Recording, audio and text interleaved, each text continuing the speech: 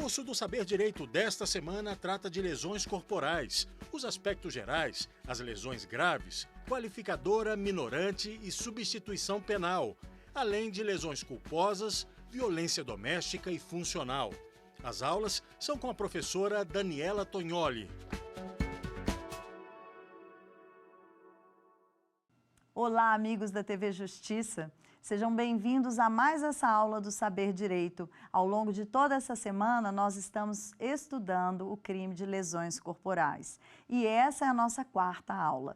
E nós voltamos, então, no tema das lesões corporais culposas. E eu peço mais uma vez a você que remeta aí os seus olhos à leitura do parágrafo 6º, como ele está no Código Penal. Porque não basta eu te explicar a matéria. Impreterivelmente, você tem que ler como foi que o legislador fez a previsão do crime e a tipificação, portanto.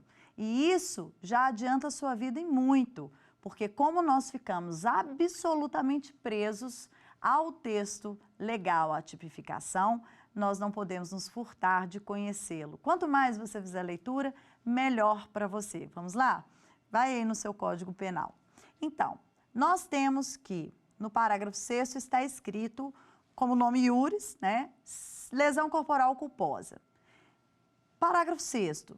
Se a lesão é culposa, pena, detenção de 2 meses a 1 ano. Conforme os raciocínios que a gente já vem desenvolvendo na aula, nós estamos diante, mais uma vez, de um crime de menor potencial ofensivo.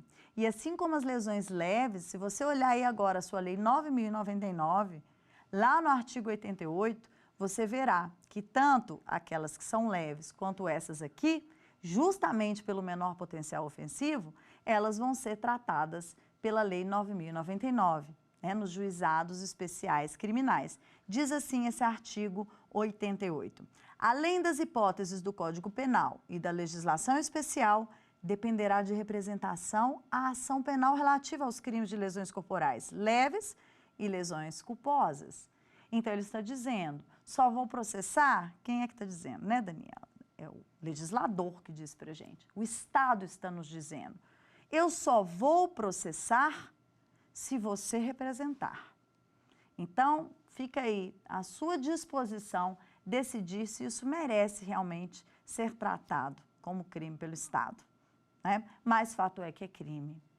E a lesão culposa, ela tem uma característica muito interessante, que é justamente por essa sua natureza culposa que nós vamos ver tanta gente incidindo nela. E o detalhe é que, por ser culposa, ninguém queria fazer aquilo. É o famoso foi sem querer. Foi sem querer porque eu não queria. Porque se você se remeter aí ao artigo 18, inciso 2, você vai ver que disse o crime culposo, quando ele resulta de negligência, imprudência e imperícia. E isso, então, vai nos forçar a compreender a exata medida e extensão do que seja cada uma dessas modalidades de culpa. A culpa pode ser, portanto, por imprudência, negligência ou imperícia. E nós temos que entender isso, e a contraposição que nós vamos fazer é justamente com o que já vamos aqui, estamos vindo em todas as aulas falando sobre a questão do dolo. Enquanto o dolo, lá no inciso 1 do artigo 18, fala, que o dolo é quando você quer o resultado ou assume o seu risco, a lesão culposa não. E o que os distingue? É porque o dolo, ele é constituído de consciência e vontade. A consciência é o meu estado enquanto pessoa que me capacita, digamos assim, a compreender o mundo e a reagir conforme o que é colocado para mim como regra, falando em direito penal. Eu posso, na verdade, traduzir isso de outras formas, mas para o direito penal isso é muito apropriado. Então, essa consciência é como se ela dissesse para o Estado o seguinte, é um sujeito consciente, dá para a gente cobrar a responsabilidade. E ainda é acrescido do elemento vontade. A vontade de quê? Sob a perspectiva do dolo, a vontade de alcançar o resultado no dolo direto ou de assumir o risco de vir a ter esse resultado, o dolo eventual. Mas a culpa, ela não é constituída de vontade, ela só é constituída de consciência. Eu não falei que o sujeito consciente é aquele que eu tenho uma compreensão e que dá ao Estado a certeza de que ele pode exigir de mim certas coisas e, portanto, me responsabilizar pelo que eu faço. Todas as vezes que eu pratico um ilícito, não só apenas o crime, mas um ilícito qualquer, a previsibilidade daquilo, da consequência, ela me será cobrada. Isso por quê? Porque eu era aquele sujeito consciente que podia entender que eu não podia ter feito daquela forma. Mas a vontade não. Tanto é que eu digo o quê? Que o crime foi sem querer. Oh, meu Deus.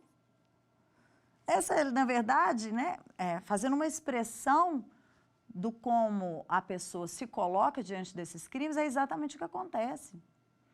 Né? No dolo direto, é como se você falasse assim, o que você fez? A pessoa fala assim, isso mesmo. Fiz isso porque quis, era isso que eu queria. Exatamente, eu alcancei o meu objetivo. No dolo eventual, é como se você dissesse, olha o que você fez, e a pessoa fizesse assim.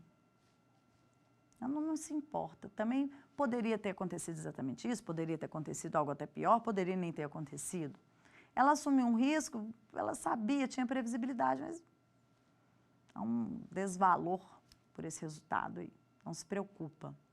Mas a culpa é quando você fala, olha o que você fez, e a pessoa fala assim, meu Deus, foi sem querer. E isso nos dá a exata medida, né, e que é o que vai distinguir a pena desses crimes. Muito bem, diante das modalidades de culpa, considerando a imprudência, a negligência e a imperícia, nós podemos, de forma muito rápida, entender com uma única palavra que a imperícia, ela, na verdade, vai ser tratada como a possibilidade de negligência e imprudência, eu vou explicar por quê, mas a imprudência, ela se caracteriza por uma ação, a negligência por uma omissão e, portanto, a imperícia por qualquer um dos dois. Essa ação é um fazer positivo. Quer dizer, então vamos observar a conduta criminosa? A pessoa está fazendo. Esse fazendo pode ser, por exemplo, estou dirigindo um veículo automotor, eu estou em excesso de velocidade, estou fazendo algo que eu não deveria fazer, porque se eu estou em excesso é porque existe uma limitação, e a própria sinalização do trânsito já me adverte. Por exemplo, quando você está numa via de 60 quilômetros, quando você passa pela placa de 60 quilômetros, ela está dizendo assim, limite máximo de velocidade permitido. Aí você olha e fala, com o pezão lá no acelerador, e vai para 60 e vai para 70. No instante em que você ultrapassou 60, você se tornou imprudente. Você praticou uma ação e essa ação está gerando um risco.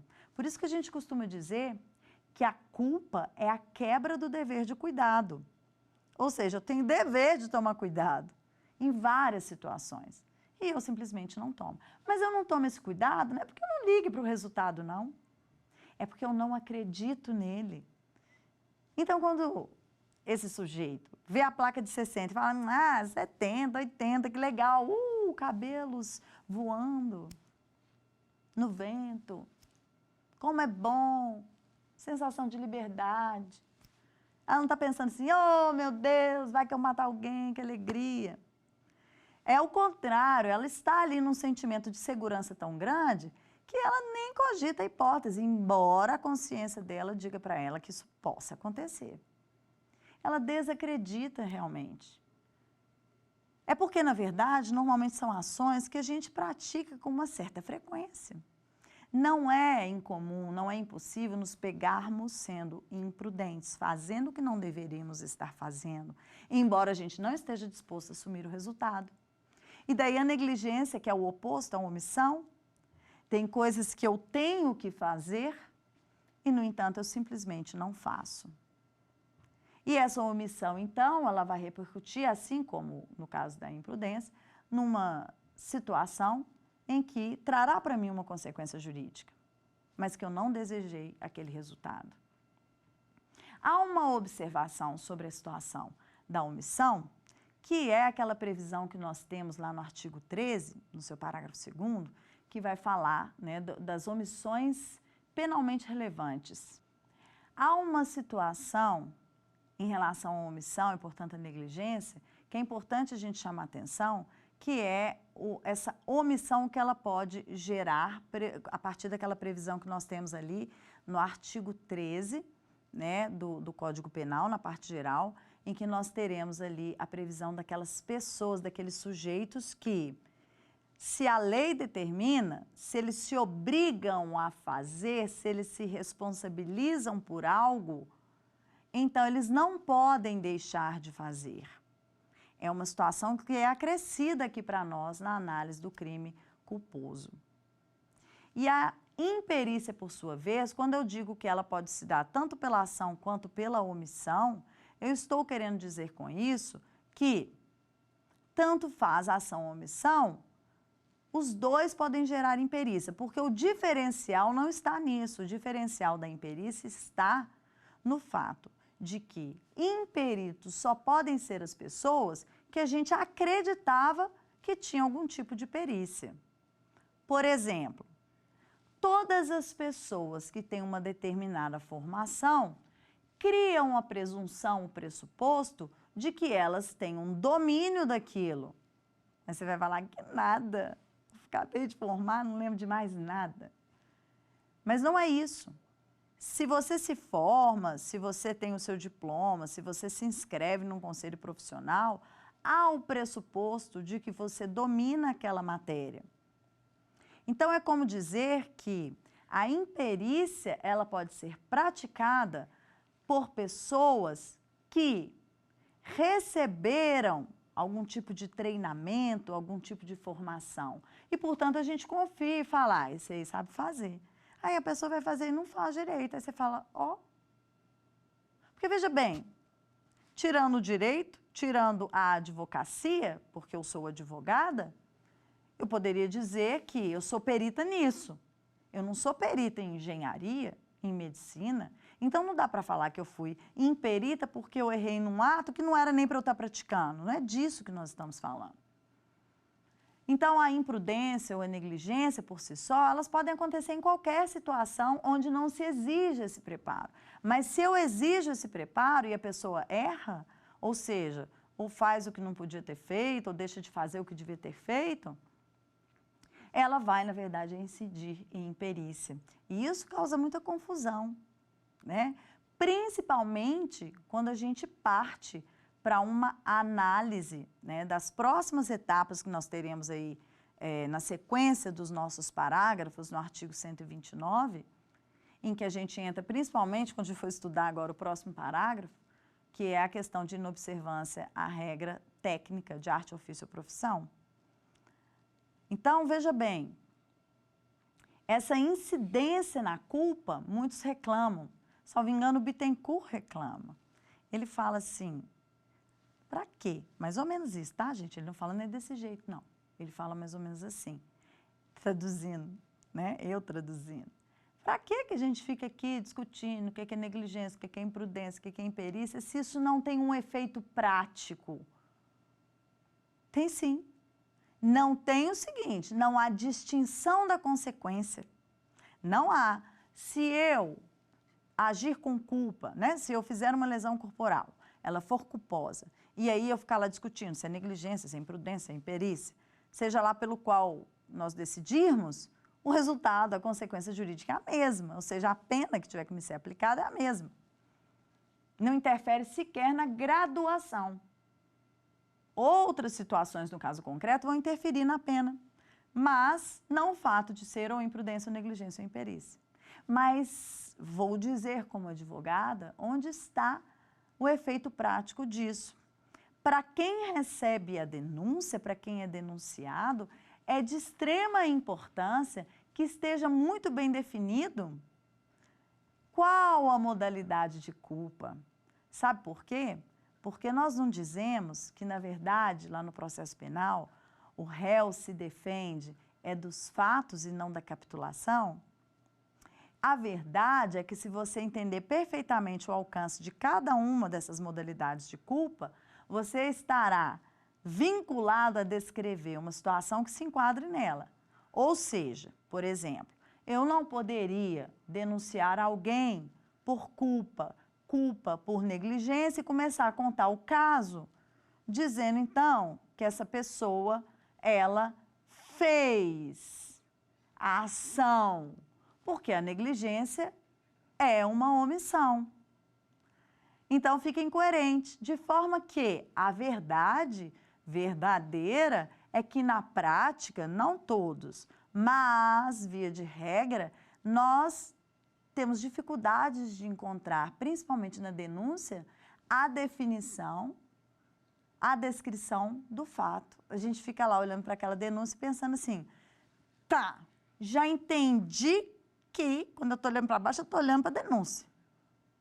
Já entendi que está sendo denunciado este réu, porque ele, então, teria praticado uma lesão corporal culposa, e você até identificou que seja por negligência, imprudência ou imperícia. Mas até agora eu não consegui entender qual foi o ato que eu fiz e não devia ter feito, ou, sabe como? Fiz, não deveria ter feito, ou deixei de fazer. Isso, gente, é fundamental. Como é que eu faço uma defesa se você não identifica para mim o quê? O quê? O quê, então? Que isso acaba caracterizando um erro. Esse o quê, gente, é o ato em si. Olha, você fez assim e deveria ter feito assado. Você fez alguma coisa e não deveria ter feito. Ou você deixou de fazer algo que nós esperávamos que você fizesse. Isso sim vai me dar a exata medida. Então, em termos de defesa, parece um preciosismo, mas é importante sim. Tá? Se eu simplesmente jogar lá a culpa, ou culpa por negligência, ou culpa por imprudência. Por outro lado, se você só fizer a descrição exata do que aconteceu, do fato, como o inciso 2 do artigo 18 traz para nós, ele não diz o que é culpa, ele diz que a culpa é negligência, imprudência ou imperícia. De qualquer forma, se você não fizer o casamento do que foi e o nome que pode ser dado a isso, nós teremos também aí uma deficiência. Né? Então, eu penso que realmente o resultado prático não muda, mas na prática do direito, na defesa, principalmente, é muito importante. Né? Vamos ver aqui as hipóteses trazidas para nós, além desse parágrafo 6º.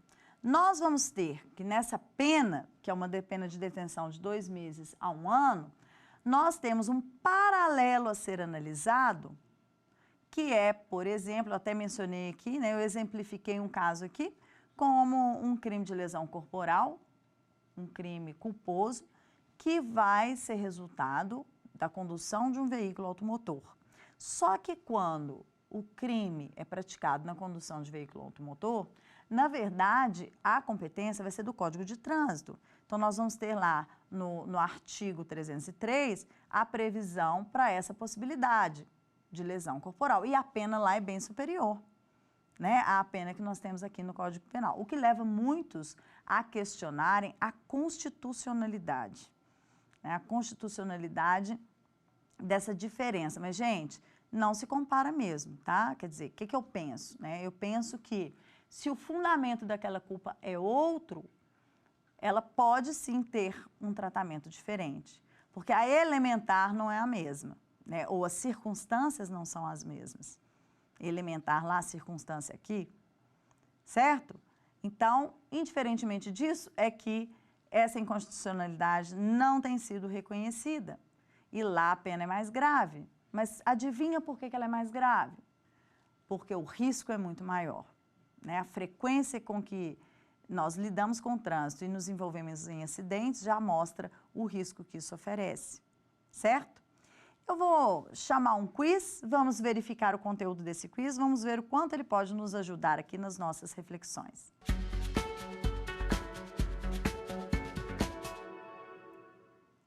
Na lesão corporal culposa, a negligência se caracteriza por uma ação, uma omissão, um fazer, uma vontade direcionada para o resultado. Essa está fácil. Se você prestou atenção em tudo que eu falei, essa está muito fácil. E é uma questão de extrema objetividade. Olha só, acompanha comigo novamente. A negligência é uma ação, se você entendeu, né? Você gravou que a ação é a imprudência. E então, olha só, A e C não são. Por quê? Porque fazer é o agir, né? São quase sinônimos. Em relação a B e a D, você veja que a D, ela vai nos dizer de uma vontade direcionada para o resultado. Uma vontade que eu direciono para um resultado equivale a um dolo. Então, já não estou nem falando da modalidade culposa.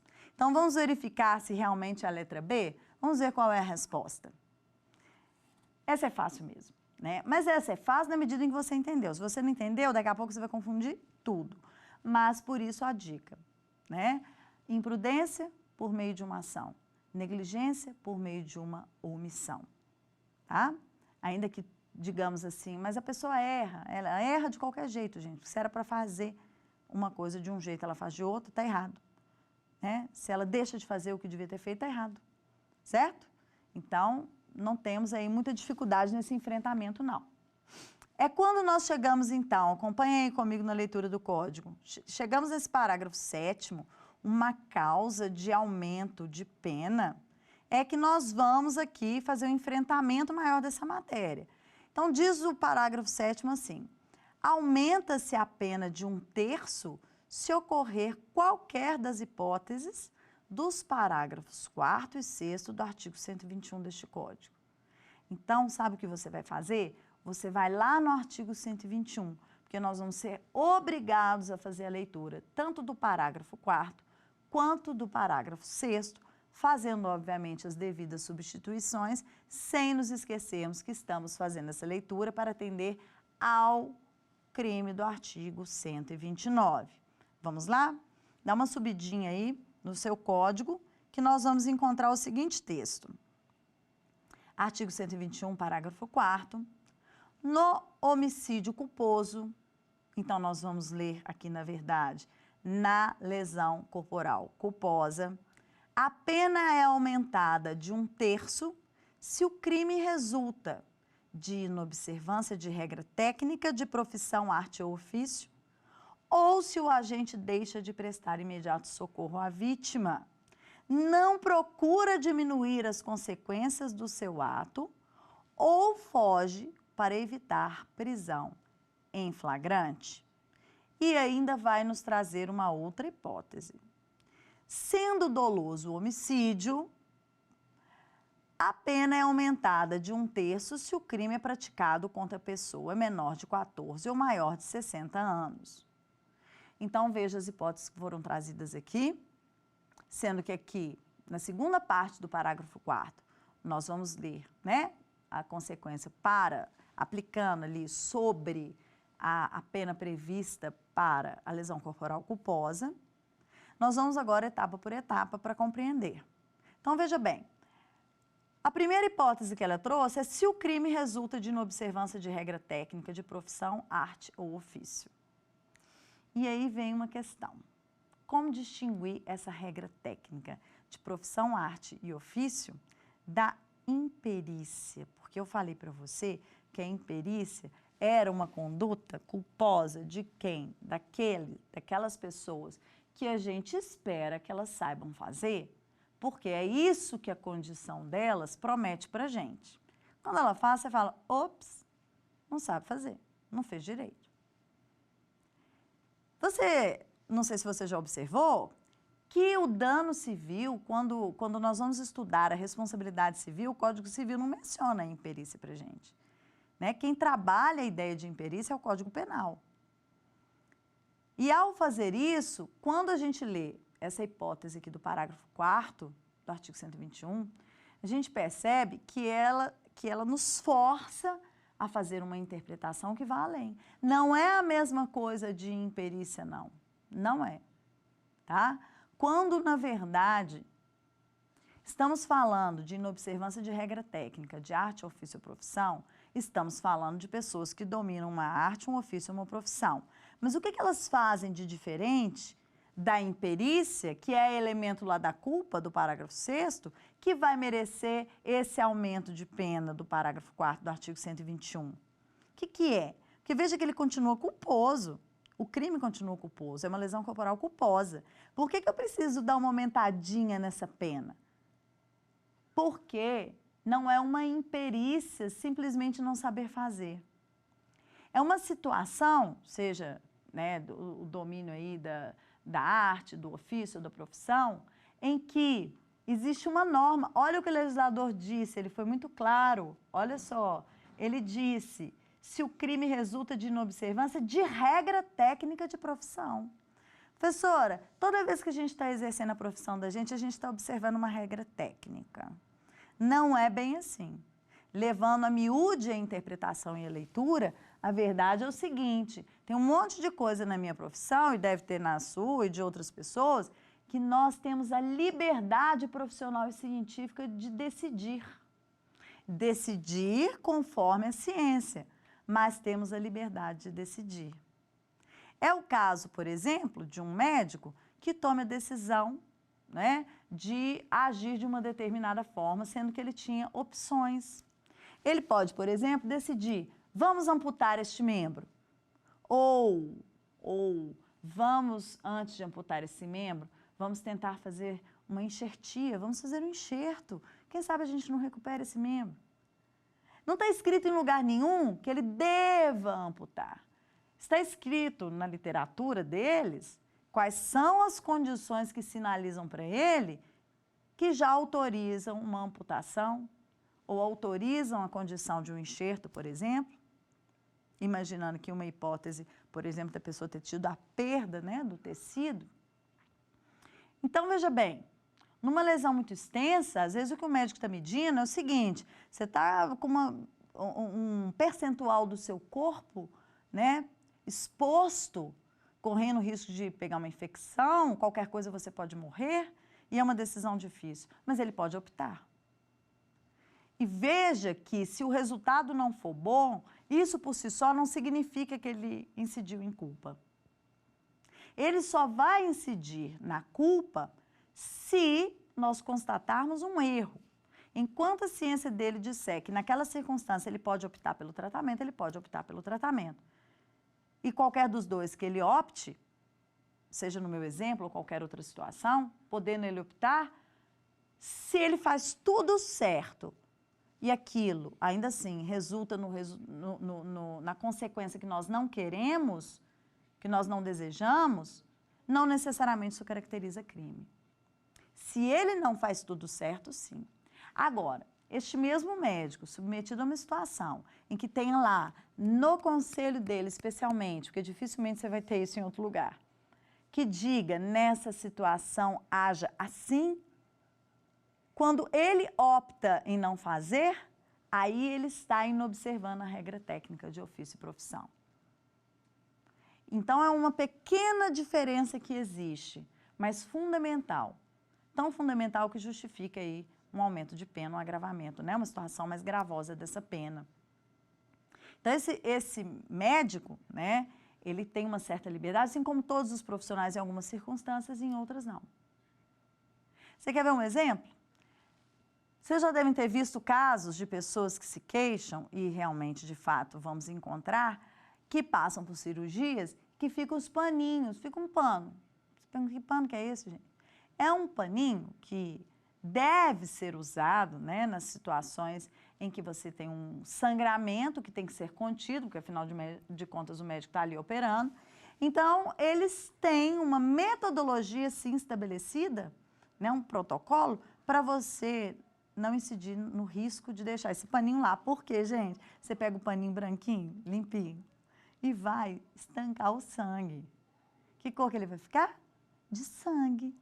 Daí a pouco o negócio já está ali tão encharcado, e vem mais paninho, e vem mais paninho, e vem mais paninho, que se você não tiver um método, você não sabe quantos paninhos tem que sair dali, porque você já não sabe mais o que é sangue, o que é pano. Então, necessariamente tem que ter alguém entregando o paninho e falando 1 paninho, 2 paninhos, e ter ele computado. Eu coloquei 10 paninhos. Porque na hora que for finalizar aquela cirurgia, na retirada ele tem que fazer 1 paninho, 2 paninhos, 3 paninhos, 10 paninhos. Se você depois acha o paninho lá dentro, nós vamos perguntar como é que foi feito isso. Vamos pegar prontuário, vamos ouvir as pessoas. Quem que era o responsável por contar o paninho? E aí, você contou? Contei. Aí você vai falar assim, o que aconteceu então? Porque ou não tinha essa pessoa contando paninho, ou essa pessoa se confundiu. Aí que vem a questão, né? Por quê? A pergunta é, admitimos ou não admitimos que essa pessoa conte errado o paninho? Isso é que vai ser definidor. Agora, se ela incidir nisso, se nós tivermos essa caracterização e ela não contaram, não arrumaram alguém, a pessoa não contou de verdade, sabe? Ela distraiu, estava falando mal dos outros assim, aí simplesmente passou um paninho e nem percebeu. Se ela inobservou uma regra, deixou de observar, possivelmente é a hipótese aí que o parágrafo 7º do artigo 129 está nos pedindo, que aplique o parágrafo 4º do artigo 121. É delicada, é pequena a diferença aí, mas ela existe, tá? Então, não foi esse legislador errou, né? Ele colocou imperícia e perícia, e aí para imperícia ele criou uma pena um pouco maior, né? Ele pediu que essa pena seja aumentada. Não, gente. Ainda mais se você admite que o legislador não coloca palavras em vão, tá certo? Vou só finalizar, então, essa parte aqui culposa e nós já poderemos chamar, então, na sequência, o nosso quiz. Veja bem, a outra possibilidade aqui para que ocorra esse aumento de pena é o agente deixar de prestar imediato socorro à vítima. Veja bem, todos nós temos o dever de prestar o socorro. Se você está caminhando, né, estrada fora, belo, feliz, sorridente, e se depara com uma pessoa em certas condições assim descritas em lei, você tem o dever de socorro. Mas essa pessoa aqui, ela é aquela pessoa que gerou a situação. Então, o artigo está dizendo o seguinte, olha aqui, você já incidiu no erro, né, nessa culpa, né? Então, nós esperamos, já que foi culpa, né, gente? Eu não queria, foi sem querer. Nós esperamos, pelo menos, que você acuda essa pessoa, essa vítima. Porque se você não acudir, nós não vamos ver isso com bons olhos. É o recado aqui que está sendo trazido, né, pela lei, né, pelo legislador. A outra hipótese, tá, é de não procura diminuir as consequências do seu ato. Será que tem uma diferença em não buscar, né, aqui, minimizar a consequência do ato para não prestar aquele socorro? Porque, veja bem, eu posso não prestar o socorro diretamente, diferente do artigo 135 do Código Penal, que é a omissão de socorro. Aqui não está falando que eu devesse buscar necessariamente, obrigatoriamente, uma autoridade competente. Ele apenas diz que o agente deixa de prestar imediato socorro à vítima. Mas vejam que a gente normalmente deixa de prestar, porque com tanta coisa que vem acontecendo na sociedade, a gente pode até esperar o seguinte: meu Deus, não vou mexer nessa pessoa. Porque as pessoas falam tanto que só morreu porque mexeu, só fraturou a coluna porque mexeu, só teve um agravamento de saúde porque mexeram. Que a gente fica com medo, mexa ou não mexa, mexa ou não mexa. Lá no artigo 135 ele diz, ou você socorre ou você chama a autoridade. E aqui ele te dá a opção de, então se você não vai socorrer, você também não procura diminuir as consequências do seu ato, você também vai incidir nessa hipótese de aumento. Chamar uma autoridade competente que possa realmente, de forma, né, eficiente, remover essa vítima, prestar socorro para ela, é uma maneira de você minimizar, né, as consequências. Quanto mais cedo ela tiver o atendimento, possivelmente esperamos, né, que o resultado da recuperação dela, dessa intervenção, seja mais benéfico. A outra hipótese é o foge para evitar prisão em flagrante. Aqui entra uma discussão interessante, né? Que é o quê, gente?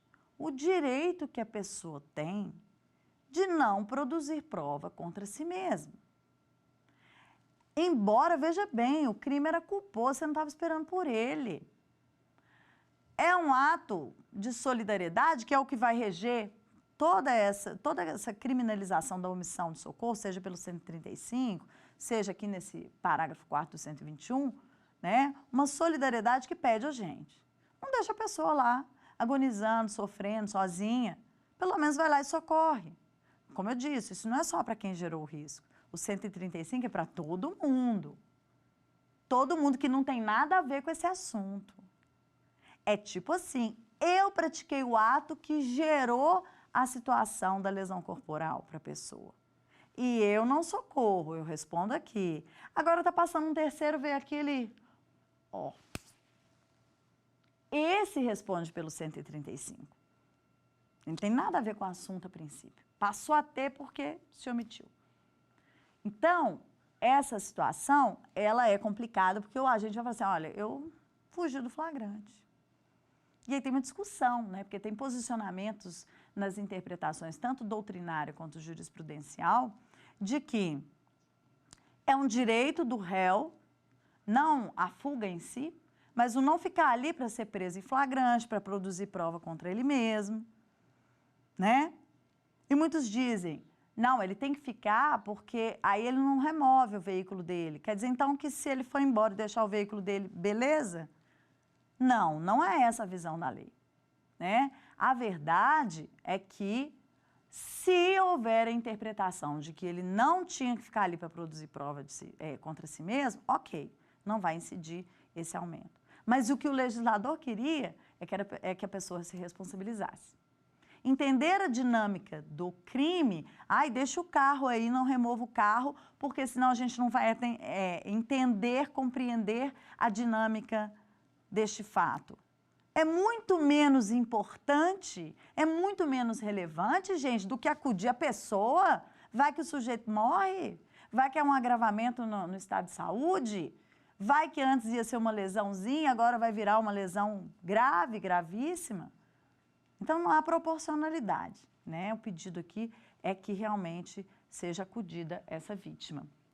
E temos aqui, né, para finalizarmos essa leitura e chamarmos o nosso quiz, sendo dolosa a lesão corporal, a pena é aumentada de 1/3 se o crime é praticado contra pessoa menor de 14 ou maior de 60 anos, o que vai nos trazer novamente a ideia de um sujeito passivo próprio, que é próprio, é uma qualidade daquele sujeito passivo, né? Ou ele é esse indivíduo menor de 14 ou ele é o maior de 60. E isso é uma qualidade específica, não de uma pessoa, de algumas pessoas, né? O que vai nos trazer uma condição, né, desse sujeito próprio de vir, então, nas lesões dolosas, ter essa possibilidade também de um aumento maior de pena. Então, vamos continuar a nossa leitura aqui no Código Penal, vamos passar para o parágrafo 6º, lá do artigo 121, que era a próxima, né, leitura que o crime de lesão corporal nos pediu, para podermos fazer, então, a nossa avaliação aqui. Então, ainda lá no artigo 121, se você buscar aí este parágrafo 6º, que foi mencionado, né, lá na lesão corporal culposa, nós vamos ver o seguinte, muda totalmente a perspectiva aqui. Parágrafo 6º, a pena é aumentada de 1/3 até a metade se o crime for praticado por milícia privada, sob o pretexto de prestação de serviço de segurança ou por grupo de extermínio. Isso é uma colocação, né, da lesão corporal culposa que nos força a retomar uma matéria que foi inserida lá no artigo 121 para atender uma política, né? Uma política, na verdade, muito além do que as nossas políticas internas, para poder coibir certas práticas que vão se traduzir pela milícia, pelos grupos de extermínio. Então, nós tivemos alterações importantes na legislação, como, por exemplo, o próprio artigo 288, o 288A, a Lei 12.850, onde nós passamos a ter uma definição da associação criminosa, da milícia, do crime organizado, da organização criminosa, me perdoem, que vão nos subsidiar para compreendermos, né? Então, você pode aí consultar todas essas referências que eu fiz para raciocinar o alcance que terá, então, essa colocação aqui do parágrafo 6º. De forma que, para o parágrafo 6º, ele pede esse aumento de pena para a milícia privada e para o grupo de extermínio, ou seja, ele foca.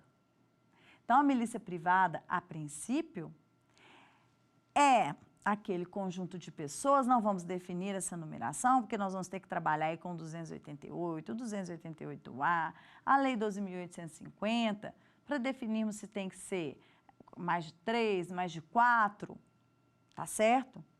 Vai depender de quais sejam os objetivos. Isso pode caracterizar uma organização criminosa. A depender do tipo de crime que eles realmente praticam.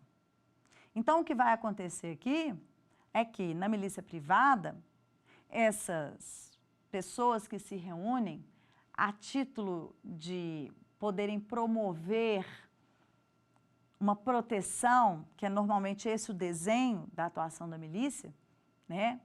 Que pode ser militar, pode ser civil.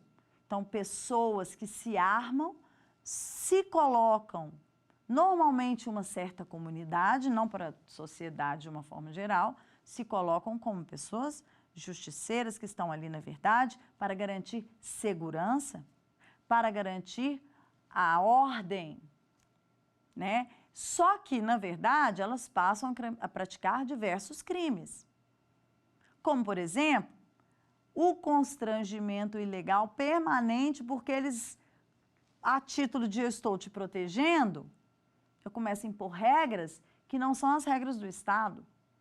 Eu começo a criar regras que me dão poder sobre aquela comunidade e que mais criam uma dependência e uma relação, né, que não foi desejada por essa comunidade. Quando você chega e fala, vou te oferecer segurança, todo mundo quer. Mas quando vem o preço que isso custa, então situações como, por exemplo, passar a ser um atravessador de produtos e serviços que a pessoa, pelo nosso direito, tem a liberdade de escolher onde comprar, por quanto comprar, se eu vou comprar, que dia que eu vou comprar, pesquisar o meu valor, eles passam a ser obrigados a consumir produtos e serviços oferecidos por essa milícia, né? Entre outras coisas. E para manter a ordem, são estabelecidas regras que estão absolutamente à margem do nosso direito, que vão, então, fazer com que as pessoas sofram penas que sequer no nosso direito são permitidas. Como, por exemplo, as penas, né, de um castigo corporal, a própria pena de morte, e assim vai, né? Nós temos isso no cinema brasileiro, né? Nós temos filmes que retratam com muita exatidão, com muita precisão, qual seja esse comportamento de milícia. E temos também os que vão nos narrar histórias, né, retratando histórias verdadeiras, que vão mostrar para a gente como é que funcionam os grupos de extermínio, que normalmente é aquilo ali mesmo.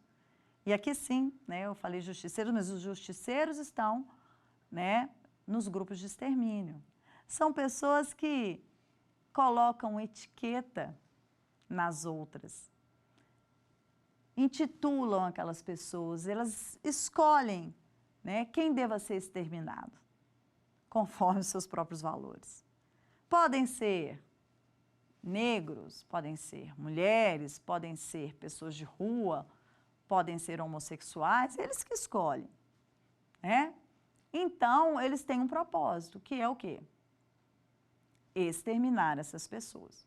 Então, quando você vai verificar o motivo do crime, e aí nós estamos falando da lesão corporal, quando você vai verificar o motivo deste crime, é aquela razão, certo? Então, aqui fica definidas as hipóteses, né, em que vai incidir aqui para a gente o que é tratado pelo parágrafo 7º do artigo 129. Continuando a nossa leitura, no artigo 129, nós teremos que, deixa eu rodar aqui, que eu estava lá no 121, o parágrafo 8º, por sua vez, pronto, vai trazer para a gente que aplica-se a lesão culposa o disposto no parágrafo 5º do artigo 121. Mais uma vez, o legislador vai nos conduzir a irmos novamente ao artigo 121, ao invés dele reproduzir o texto. Ele falou, olha, sabe o que está ali em cima? Então, faz igual aqui no 129. Então, na mesma dinâmica, nós vamos verificar o que é que estava escrito lá no parágrafo 5º do artigo 121, para entender como aplicar no artigo 129, tá? Então, no caso do artigo 121, parágrafo 5º, nós vamos ter, rola lá de novo, gente, volta a página aí, nós vamos ter, peraí, gente, parágrafo 5º, já está adiantada aí na sua leitura, né? Na hipótese de homicídio culposo, o juiz poderá deixar de aplicar a pena se as consequências da infração atingirem o próprio agente de forma tão grave que a sanção penal se torne desnecessária. É por isso, porque eu quero explicar para você, que eu, antes de começar a explicação, vou chamar o nosso quiz, para vermos aqui a nossa provocação.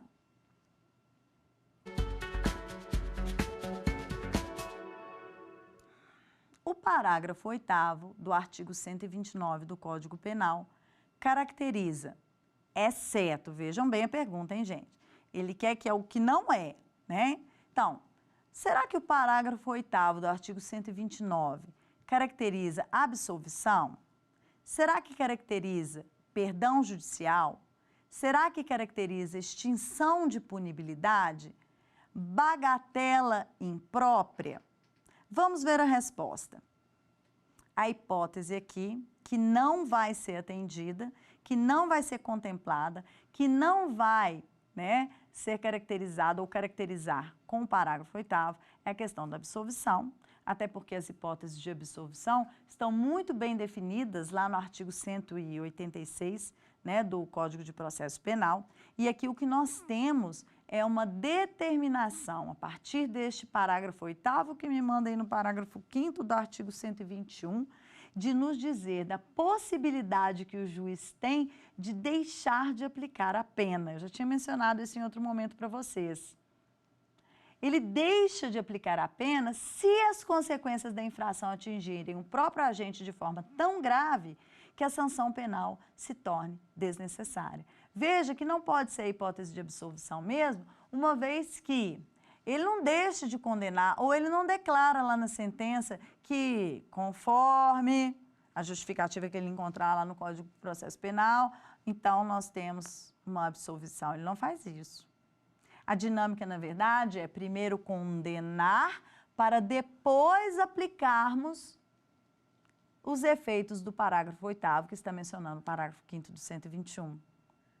Ou seja, aqui, na verdade, quando ele opta por substituir essa, ou melhor, deixar de aplicar esta pena, ele está efetivando um perdão judicial. E o perdão judicial, vai lá no artigo 107 do Código Penal, o perdão judicial, ele é causa de extinção de punibilidade. Então, qual que é o efeito prático na vida do sujeito que praticou o crime? O efeito prático é mesma coisa de não ter praticado crime nenhum. Não fosse, né, pelo fato de que a pessoa passou pelo processo, teve que se defender, enfim, o desgaste do processo, mas de qualquer forma, né, o efeito, né, a repercussão jurídica ao se extinguir a punibilidade pelo perdão judicial é que esse sujeito, como se não tivesse praticado crime nenhum.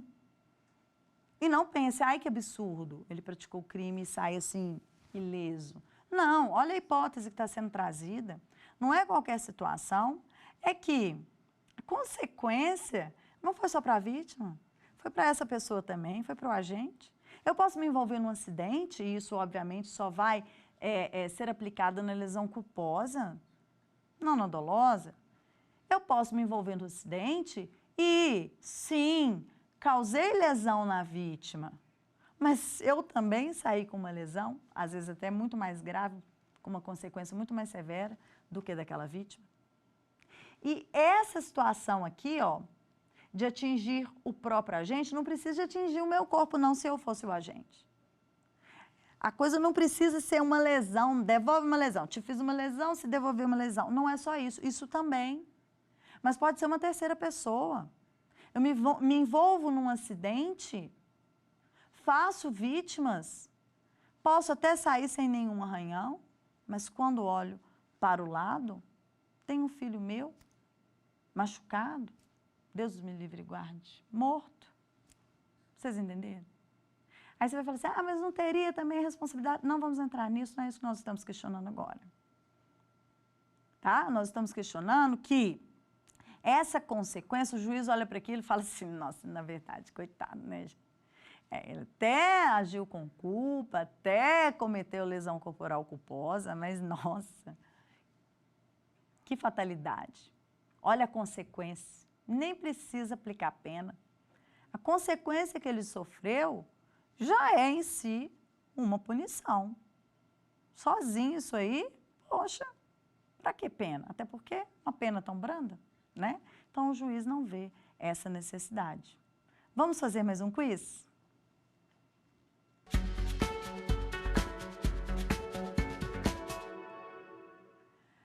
A hipótese do artigo 129, parágrafo 8º do Código Penal se aplica à lesão corporal grave, à lesão corporal gravíssima, à lesão corporal leve ou à lesão corporal culposa. O que você acha?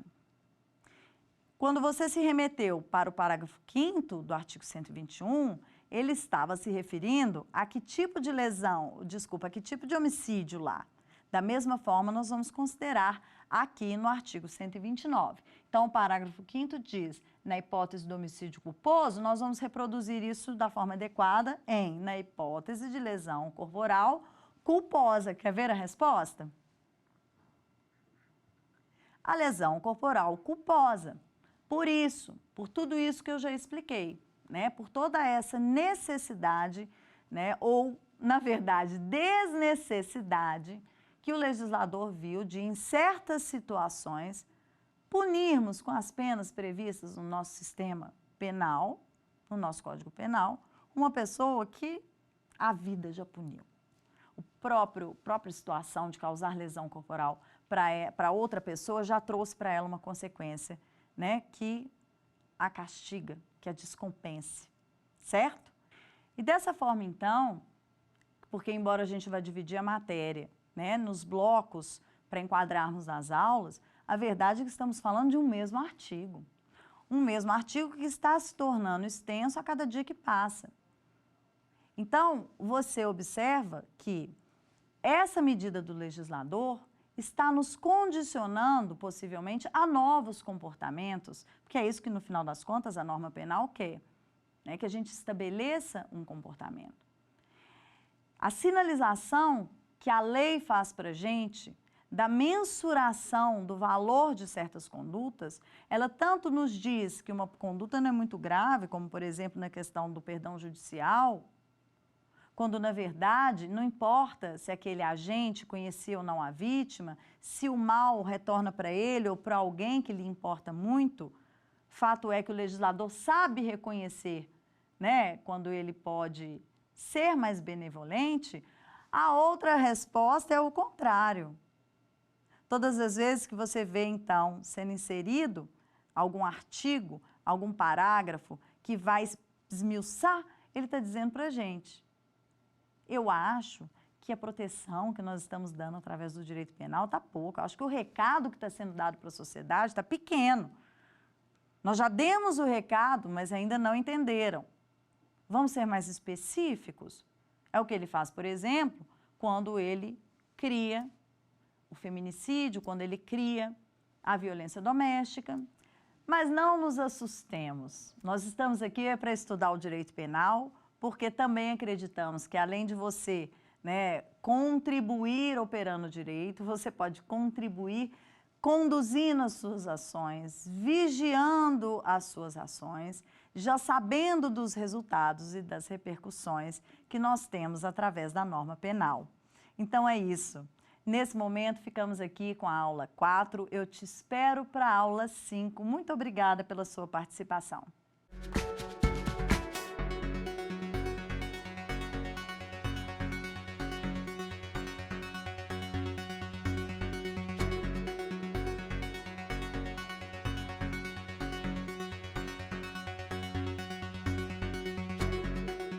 Quer dar uma sugestão de tema para os cursos do Saber Direito? Então mande um e-mail para a gente, saberdireito@stf.jus.br, ou entre em contato por WhatsApp. O número é esse que aparece na tela. Você também pode acompanhar as aulas pela internet. Acesse tvjustiça.jus.br ou nosso canal no YouTube, TV Justiça Oficial.